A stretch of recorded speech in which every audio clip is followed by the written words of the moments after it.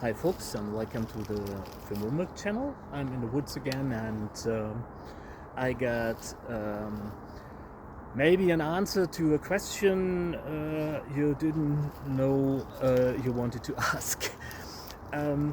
Because I'm a really great fan, a really great fan of the Morakniv companion, because for just 24 euros you get really all-round bushcraft package that's really hard to beat. And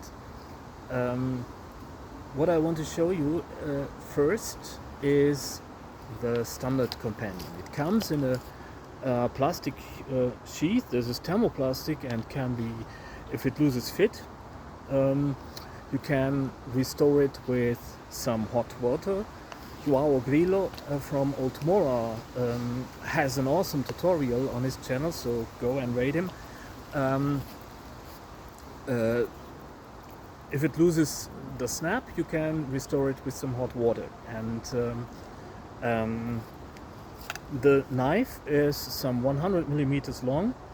This one here has a stainless steel blade, and it says recycled Swedish steel, but it translates to 12C27 steel, which gets a cryogenic treatment so that it has a hardness of about 56 to 58 HRC. It's got a true Scandi grind. I put on a tiniest of micro bevel to better cater for my needs, but that's about it. And the handle is some thermoplastic plastic with a rubber coat, which lends itself to a really awesome grip. I got the MG military green version, and because I like the green better, and sheath also green. The sheath comes with a clip. Some love it, some hate it. What you can do though is other knives do have sort of a button on their sheath, so you could, for instance, get yourself an HQ's chisel and clip this one to the sheath of the Craftsman knife, and so you got an awesome package for the wood. A little bit bulky to admit, but also if you got a button on your shirt or something, you can also carry it that way, which is nice to have. The clip has a hook to it, so that it also works with belts, and but you can also clip it to loose garments if you want, and that's an awesome option. I love these yoga pants in the woods, and some of them don't have a belt, don't have belt loops at all. So it's nice to just put it into your inseam, to the seam of your trousers. You can even carry it inside the seam, so that it's neon invisible, so that it doesn't freak people out. Well, what to say about the quality of the blades? You all know Moras, and each Mora is actually the same, and the quality is really consistent. This is pine, which is not exactly soft, and well, I need to get started. There are a lot of branches, and she sucks, and well, today is not my day, seemingly, but well, start is made, and if the peasant can't swim, it's always the trunks, and so don't give up, and you will be able to make some fine shavings. The blade is comes in really out of the box. It came razor sharp. The sharpness of Moras is legendary, and I'm just crap at the moment. Don't know what's up. The standard companion has a spine thickness of about 2.8 millimeters. To admit, this is well suited for most tasks, and as I'm not tiring to say, if you know what you're doing and you do you work halfway intelligently, and don't give in to the brutish way of doing things. For instance, I could batten to the stick, but it's actually not necessary, so I don't batten to the stick. And actually, I know this is not the diameter where you need to batten at all, but what I want to say, if you use your brains, then I don't think you will break it. This is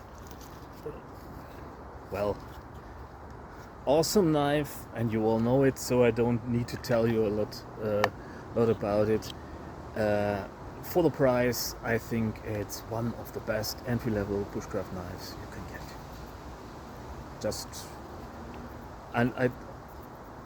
It's got its shortcomings. It's not perfect. It's not the next big thing. That's nothing fancy, but it's available in a lot of colors for your taste, even in pink, and that's you can also modify this in the sheath to add a fire steel, and if you ruined the sheath by trying to modify it, you can buy another, and just, well, as I said, another knife that's maybe and that's my real favorite among the companions is this one here. And already modified it a little bit with a lanyard. Don't know why I did this, just felt like it. And this is also a companion, this time with a carbon steel blade, and you see it's already got some patina to it, but the blade is made from C100. Blade length is also about 100 millimeters, and the spine thickness on this one, because this is the heavy duty version, is 3.2 millimeters, which lends itself to a little bit more stability.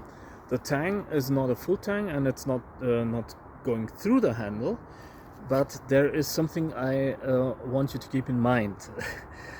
This is a GFK thermoplastic handle, and the tensile strength of the GFK is some 300 newtons per square millimeter, and this is almost the lateral and tensile strength of a mild steel. So, and there are no tolerances between the handle and the blade, and so there is no possibility that this will work itself loose.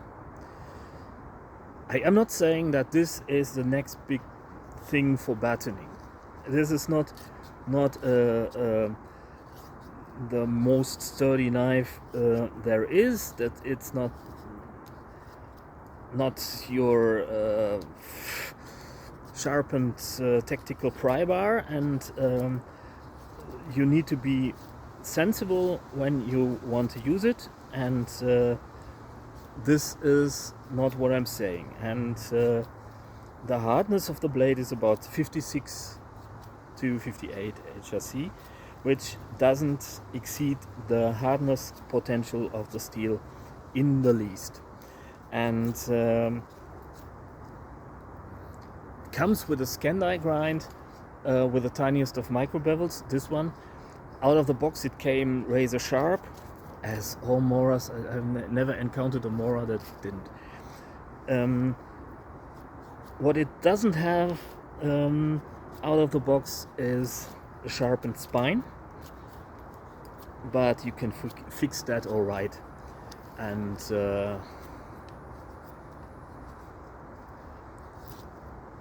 I'm currently, I was being too lazy, so I stopped, but I'm currently in the process of sharpening the spine. Already does do some shavings, not quite there yet, but it's not a big thing to do, especially for the price, which comes in at 24 euros too.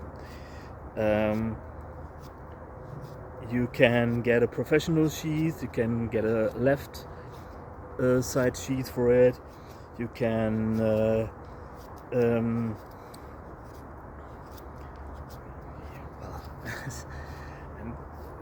the thing is, I think I'm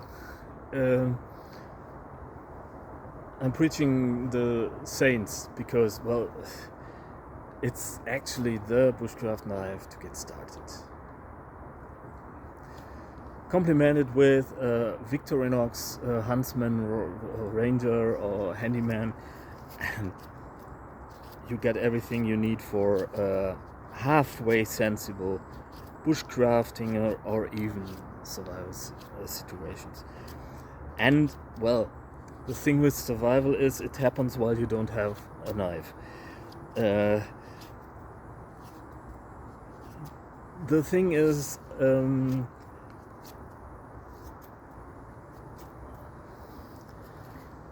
what do you do with a knife? And what I'm doing, I can only talk for myself, and don't get me wrong, it's not a pointy finger or anything. If you like your bigger knives or your tactical what have you knives better than fire away go nuts, I'm talking to people who don't have a lot of money and but want a knife to craft things in the woods, and or learn techniques or learn to connect with nature again in such a way that they want to create things. And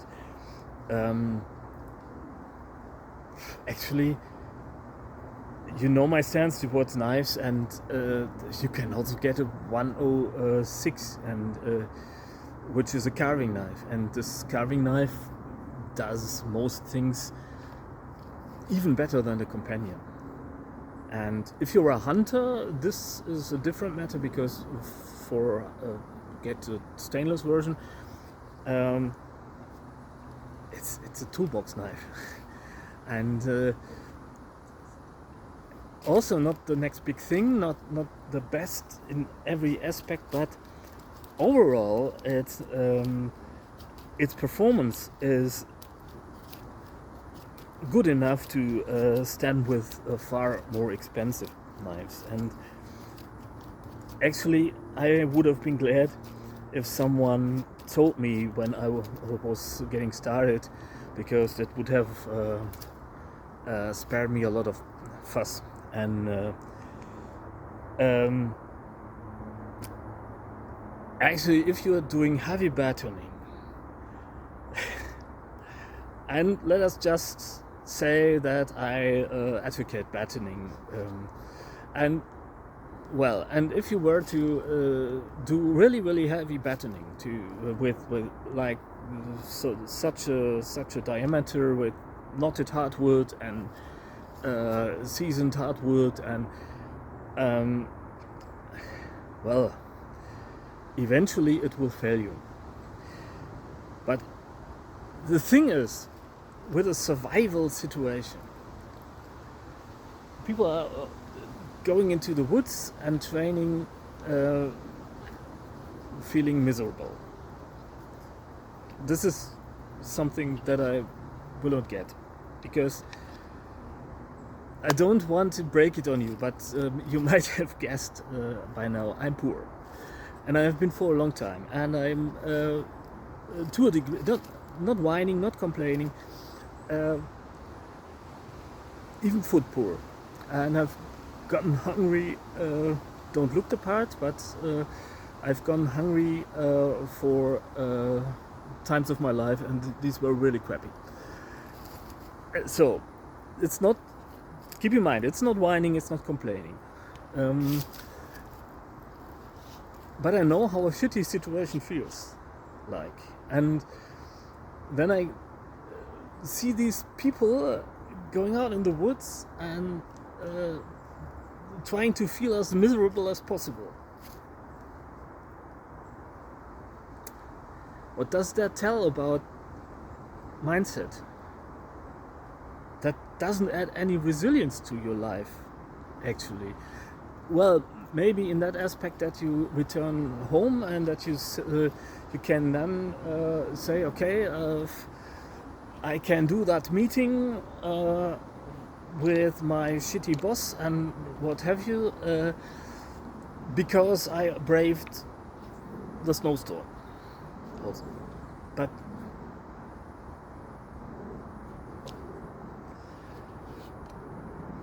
what's that for a kind of logic? And the thing is, the dangerous part is that we train under controlled circumstances. We know that, well, if everything goes awry and we can always return home and be cozy and there's a fridge full of food, and but that's not working that way. And the survival situation doesn't ask you if you are prepared or not. And you can't be prepared all of the time. Especially in Germany, where maybe you're traveling and there's a flood, and or train is toppled or what have you, and derailed, and and you are cut off from civilization and you need to survive in a German forest. And thing is, you are not allowed any dangerous implement on a train. And if you get your luggage and you got something in your luggage, in a locked pouch, in a locked pouch, in a locked pouch, in a locked pouch, in a locked pouch, in a locked pouch, in a locked pouch, that might be, well, beneficial to you. So, but chances you won't have a knife at all on you. Or on a plane. And if a plane crashes, chances you won't survive this. Just the crash. I'm not saying you should be fatalist and don't prepare at all for something like this. I'm not saying that this doesn't make sense to prepare yourself for a situation like this. But what I'm saying is, a survival situation doesn't wait for you. It doesn't wait whether or not you got your knife on you, your tactical flashlight, or your thing and chances you won't have. Because the authorities don't want you to survive. It's a little bit of a bold claim, I know, and if you asked me 2 years ago and someone said something like this, I would told him off, because this is just extreme, and I couldn't imagine that I would ever say something like this, and but that leaves you not with something. Well, it's use your brain, store knowledge in your brain. Learn how to make a knife from something, from a glass shard or a piece of sheet metal or what have you. Knowledge is your toolbox. It's not the knife. It's not. I like knives. I'm a knife nut, and a survival situation. The only thing that will bring you through any survival situation is knowledge. Resilience, the ability to think clearly under stress, and a reason to continue. Sometimes I think picture of a loved one might be more crucial to your survival than a knife or fire steel or something. The other thing is bushcraft. And there's always this discussion going on about survival versus bushcraft or bushcraft versus survival. I'm really, really tired about this because people are really entitled. Bushcrafters as well as survivalists, and maybe you think I'm saying this because I feel entitled. No, I don't. That's not what I'm saying. I want to make clear that I don't want to point a finger. But if you look at it that way, that bushcraft is a nice thing to do. It's just awesome to sit in the forest and create something with your hands and carve a spoon or a fork and no, this is not what will help you in a survival situation. This is practice, this is knowledge, yes, but I think the most important knowledge is where to get help, where to go to, how to continue, how to end the resilience to surpass the limits of your strength.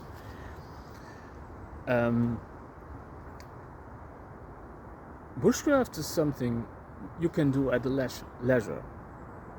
And if you do it at a leisure, there's no need to, you can bring a full-tang knife. I love full-tang knives, own a lot of them, and their work is cinch. But on the other hand, I never broke a knife in the woods at all, even in a survival situation. I broke one as a kid because it was a little Ranger hunting knife with a leather handle, and it was a really beautiful thing. But the tang was really, and I levered the shit out of it and it just broke. And so that doesn't count maybe. And it was a stick tang, by the way. And but that was the only knife I actually broke. In such a situation, I broke some, coming to think of it, I broke some blades that I tempered myself when I didn't yet know what I was doing exactly. It was just intuitively, and and it does happen if you don't know the steel. But these are experimental pieces anyway, so they don't count because I didn't use them as actual knives, but I tested the hell out of them in order to find out when they break. So that's maybe not qualifying as a knife breakage in the woods, because I tested them in the woods, but I wanted to know when they actually break, because I wanted to learn how to temper them. And no one could tell me, because the steel I used was 150 years old. So that said, so if you are just in a leisurely situation, just carving, and there's no reason you cannot bring an axe or play sensible. And on the other hand, even if you're in a survival situation, and I keep hearing this well, under stress and you need to batten, and no, under stress you need to sit down, breathe until you are not stressed out anymore, and then decide what to do. That's not to say that the stress isn't there, that the stress isn't. You need to stop, think, orient your plan. And so doing anything in the forest under stress is not a good idea, especially if there's a saw, an axe, or a knife involved. And so I think if you stick to that, and if you stick to these principles, I don't believe you will be able to break this. I have seen broken companions on the internet, but, well, this was a setting where people, as I did with my own blades, actually tried to break them. And if you try, you can break any knife. You can even break a Garberg or a Castrum or what have you. You can break any Puko, you can break any Tops tactical tracker knife if you just apply enough force. So this is something speaking in favor of maybe even the lighter standard companion. Because even if you can flex this, and I tried, you can flex this at least 15 degrees. That way. Not that I would recommend you do this, but I tried this, and you need to take my word for it, because I just find it silly to risk my primary tool. And I like these knives, and I just want to keep them, and I would not be able to even afford a new companion, so I'm really cherishing them, and I don't want to destroy them right now. Thing is, for the price, they are a really, really decent buy, and when they are really a great crafting knife. You can carve with it.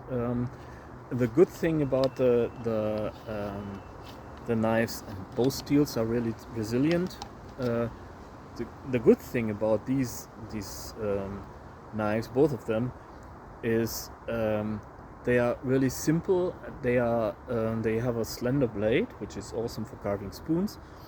They got a long edge line in order to make really fine shavings, and they don't force your hand into a position that is in any way awkward. It's not a fencing grip. It's not an exaggerated hammer grip. It's not. There are no big finger grooves. There are no fancy jimpings or anything, and you can really roll it into your hand and move it about. It's really, really dexterous, and the lighter version even more so. And this one is also awesome for foot prep or filleting fish. Used it for both. This is also something I use in the kitchen all the time, alongside my Kanzball, which is even better for kitchen tasks. So this is really great to get started, to learn how to carve, learn how to learn the physics of working with a knife, and this is nothing that you that forces your hand into a position where you adapt to that and are lost for a normal knife afterwards forever, because you adapted your whole technique. You based the learning of your whole technique on a knife that is, so to say, rather specialized. That said, If you don't have a lot of cash to spend and if you want to get started, this is it. If you want to have some extra stability, look into the heavy duty. Keep in mind that originally there is no lanyard hole, but actually I made this lanyard hole in the forest with an SAK. I would recommend, if you want to get started, complement your get an HD heavy duty and complement it with an SAK, and with just these two tools and a fire steel and maybe a Laplander saw and a little axe, you actually could build a lot of things, including a shelter, maybe an entire cabin, if you learn how to. And this is really really cool to know that your tools are capable and rather effective and simple, because you can always do fancy later on, and you can always learn how to use a machete for that, or a tracker knife, or a quadruple faced grind, or what have you. That's not what I'm saying, but to learn the principles of carving and making stuff and processing food, and this is a really really great knife in that it's actually enables you to learn the basics. And a lot of times I see videos on the internet. Take for instance fire sticking. Don't get me wrong, I'm all crap at fire sticks, and thing is, I'm still learning, and it's not that I'm the best guy there is, but a lot of times I see people whacking their knife into a stump, or going to extra lengths and putting extra handle, ramming it into another thick branch with a baton, and risking their primary tool just in order to make some shavings for a fire. That's not how it works. Feather sticking is awesome in that it teaches you blade control. If you are able to do fine shavings, your carving will profit from that, and that's one of the basics.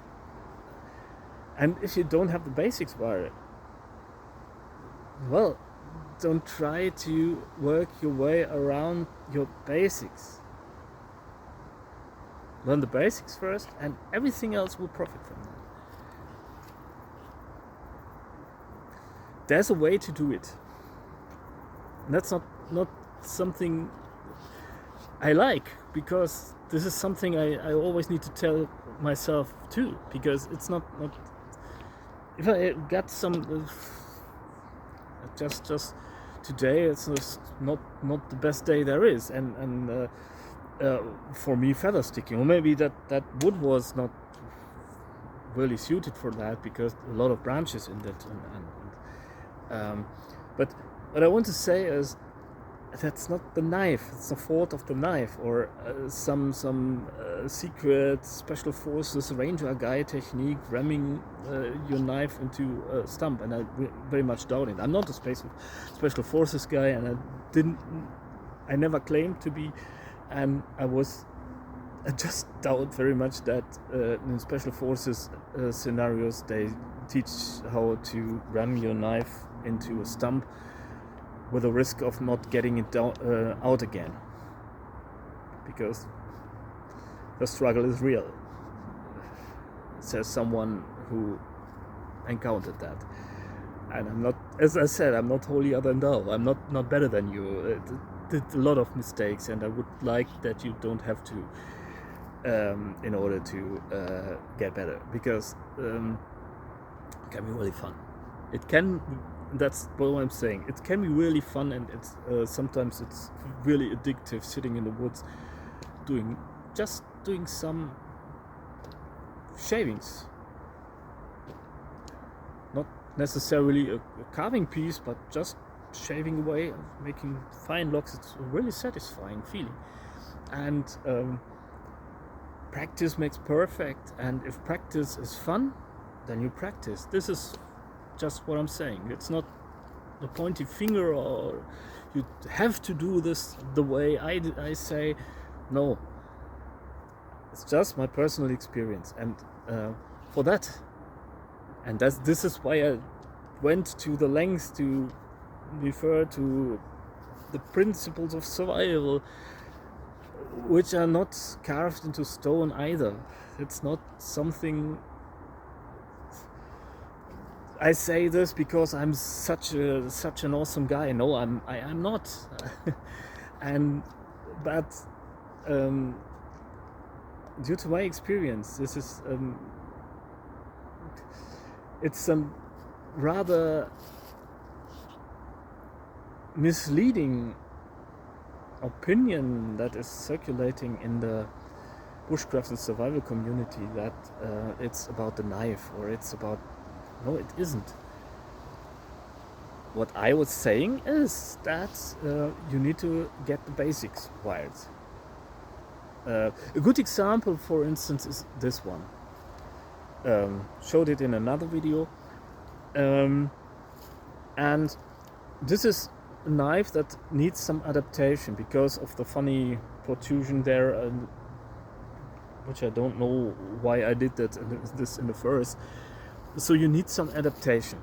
You need a special way of cutting, like so, or with less force, or with a pinch grip, or what have you. But these are advanced techniques. And if you take a companion, there's no such thing as adaptation. You just grab the handle, and if you use a hammer grip, it will work instantly.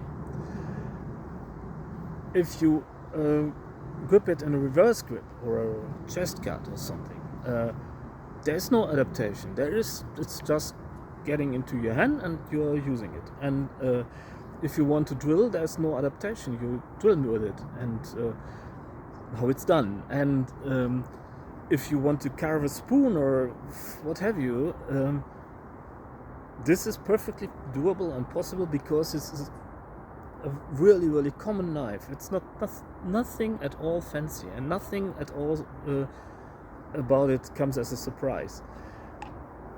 Sometimes you want to be surprised. Sometimes you want your knife to be different and exotic and exciting, and that's perfectly okay. But to get started, this is better, and even for experienced bushcrafters, is still a staple.